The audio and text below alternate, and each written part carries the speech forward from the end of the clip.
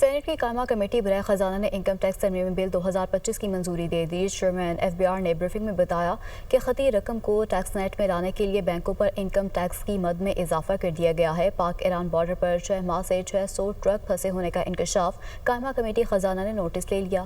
مزید اس رپورٹ میں بینکوں کی جانب سے انکم ٹیکس کی مد میں سالانہ 70 ارب روپے کے نقصان کا انکشاف۔ ایڈوانس ڈپازٹ ریشو سسٹم کے تحت بینک سالانہ 70 ارب روپے ٹیکس کم جمع کرا رہے تھے۔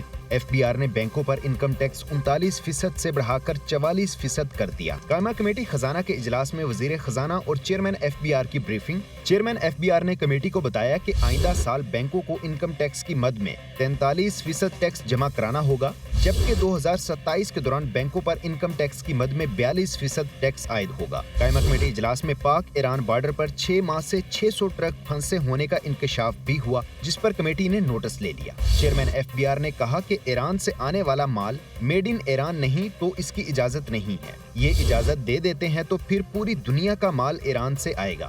وزیر خزانہ نے کہا کہ ایران کے ساتھ ٹریڈ پالیسی پر وزارت تجارت کے ساتھ مل کر نظر ثانی کریں گے۔ سلیم مانڈوی والا نے کہا کہ کسٹمز کو کہیں ابھی یہ ٹرک چھوڑ دیں کیونکہ ان کو چھوٹ حاصل ہے۔ چیئرمین FBR نے کہا کہ ہمارے پاس ایسا کوئی اختیار نہیں کہ ہم ان ٹرکوں کو چھوڑ دیں۔ تاہم کمیٹی نے FBR کو گڈز ڈکلریشن دے کر معاملہ حل کرنے کی ہدایت کر دی۔ ڈپٹی گورنر اسٹیٹ بینک نے انکشاف کیا کہ ترسیلات زر تاحال بینکنگ چینل کے علاوہ بھی آ رہی ہیں۔ بینکنگ چینل کے ذریعے ترسیلات زر بڑھانے کے لیے اقدامات کی ضرورت ہے۔ ترسیلات زر بڑھانے کے لیے اقدامات سے 8% گروتھ بھی ریکارڈ کی گئی ہے۔ تاہم 2020 میں ترسیلات زر 23 ارب ڈالر تھی اور سالانہ اوسطاً 1.5 ارب ڈالر کا اضافہ ہو رہا تھا۔ قائمہ کمیٹی نے ڈپٹی گورنر اسٹیٹ بینک سے جون تک مقامی کارڈز کے ذریعے ٹرانزیکشن کرنے پر رپورٹ طلب کر لی، جبکہ انٹرنیشنل کمپنی کے ATMs استعمال کرنے کی بجائے مقامی کارڈ کو اپ ڈیٹ کرنے کی ہدایت بھی کی۔